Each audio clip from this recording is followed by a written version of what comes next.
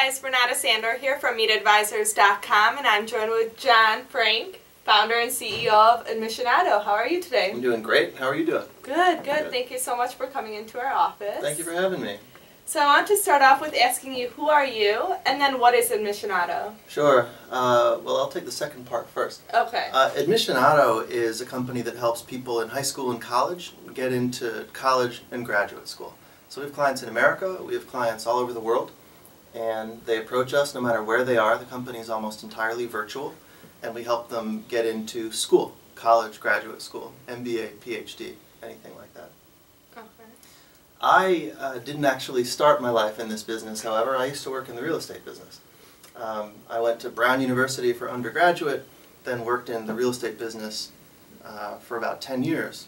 And then we sort of started this company by mistake, but once we did, it grew, and here we are. So with Admissionado, do you connect with, let's say, the institutions or with the students, or how does that kind of work? So there is a huge business, especially overseas, and they have relationships with colleges. Okay. So a student, say in China, approaches a company and says, hey, I want to go to college. And the agency says, oh, no problem, we have relationships in the U.S. And they call their school in the U.S. and they just send the kid. And it's all like an under-the-table thing. We don't do any of that. We work directly with the kids. So a kid approaches us and says, hey, I want to go to a school. We specialize in good schools, top 10, top 50. I went to Harvard. We send people to Harvard every year, maybe 10. Okay. And they approach us and they say, hey, can you help me get into Harvard? And we say, yes, it's hard, but we can help. And we work on essays together, and we work on extracurricular experiences together, and summer planning, and everything that it takes, even coordinating the paperwork. Okay. Help them get into their schools of choice. Uh-huh. So they basically, do you have like a list of a school, or do they come and because what if you don't have a relationship with whichever school they may be wanting to get into, so how would that work? So the way that it works is a lot of kids don't actually know what schools are looking for. Okay. Okay? Our job is to teach the kid, to show the kid. We call ourselves mentors. In a previous iteration of the company, we had this fantasy that we'd be called precision mentor. So we mentor these kids. The idea is that in order to get into Harvard, you need to show them the best version of you.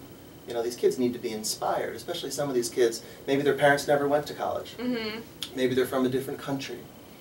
Maybe their parents are from a different country, so they don't know what it takes to get in. So we may not have the actual relationship. If I call Harvard and say, hey, I've got a student, they're going to be like, oh, well, you can never call me again, please. But so instead, we'll work with the kid, because we know exactly how that kid needs to express himself. Right. We inspire the kid and have him put his best foot forward to go to the best school he can get into. That's great. It's all right. I like it. I think it's a good idea. Good. Great. So what made you start this specific business versus maybe starting another kind of company? It's like I said, I was working in the real estate business for the longest time, after business school and before business school, and I enjoyed it. I sort of always wanted to build buildings, but I never quite knew what that meant. Yeah. And as it turns out, building buildings is actually detail-oriented, and there's math, and I'm bad at math, and it just sort of rubbed me the wrong way.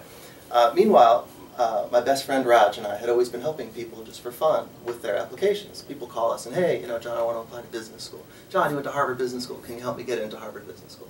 And we would help people for fun.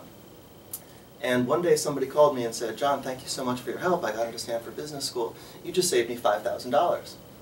And I said, I'm sorry, what did you say? And he's like, yeah, you said this is a big business. I'm like, really? This is a business? And he said, yeah, it's admissions consulting. It's a huge field. And I said, oh.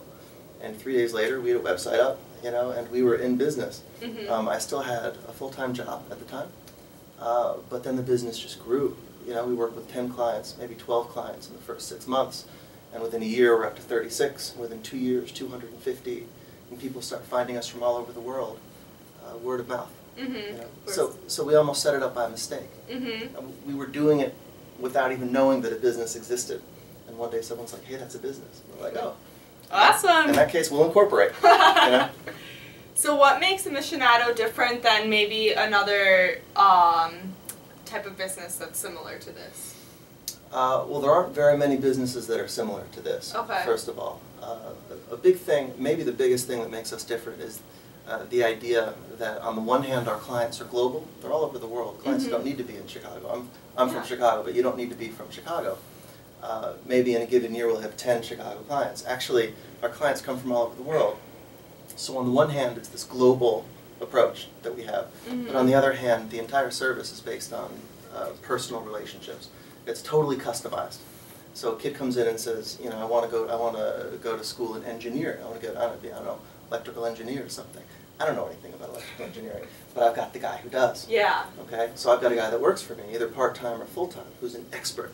He's got a PhD in MIT. His name is Ching. He's brilliant in electrical engineering. So what makes us different is that on the one hand we have this global reach, but on the other hand, because of our virtual platform, because of the way the company works, it's super, super local and tailored and customized for every individual kid. Great. So what are some of the challenges you've seen growing your business? Unless it's all sunshine and rainbows. It's all sunshine and rainbows. Nope, that's not true. Biggest challenges. Well, we recently opened up offices in China. And that's been a big challenge. You know, it's funny because we've done all these business school applications and we read about cultural differences.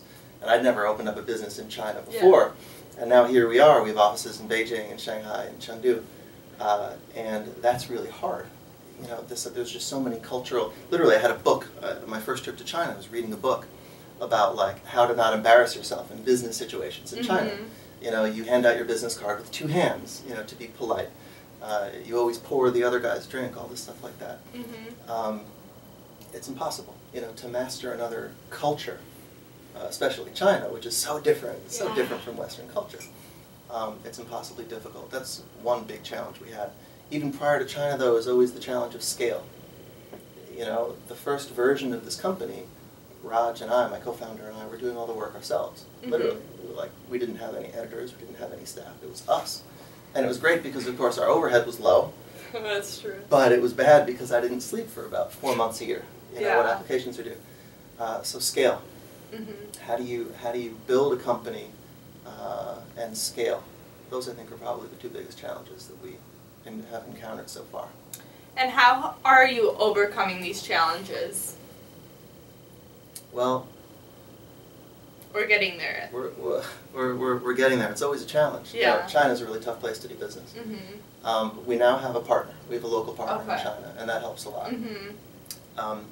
The other thing, as far as China's concerned, though, we were talking about this earlier, maybe the most impressive lesson that we've learned is actually you can't really get too caught up in these things. You know, your business is your business. If you're really, really good at it, people will find you. That's true. You know, we had 50% of our business was overseas, and we were still just in Chicago. We weren't trying to adapt our company to China. I don't know anything about 2 hands, this or that, but we were really, really good at what we were doing. Yeah. So people in China were finding us. So how do we adapt to China? You try to get as local as you can, but you also don't drive yourself too crazy. You know, be the best at your job. Be the best at your job, and you're okay. As far as scale goes, we've hired a lot of really smart people, and we started to build systems. We started to invest in systems. You know, Salesforce, FreshBooks. It's expensive sometimes to scale up, but you have to invest in some of these systems, and they've helped us to grow. Great. And so kind of wrapping up our segment, I wanted to ask you, what is that one piece of advice you would give to our community of entrepreneurs on Meet Advisors? The one piece of advice. You know, it's as soon as you asked the question, the answer revealed itself very obviously. Entrepreneurship's not for everybody. You know, I have not had a proper job with a paycheck and such for many, many years. And on the one hand, I love it. You know, I love the fact that I can, if I want to take a day off because my best friend is in town, I can. And if I want to fly to China and try to build something new, I can. But on the other hand, it's really hard. And the truth is, the bottom line is, it doesn't suit everybody. And a lot of people don't have the lifestyle for it. I find it very hard to be an entrepreneur full-time without it's really taking over everything. I think a lot of people may have a fantasy that, oh, I've got this business idea and I'm going to grow it.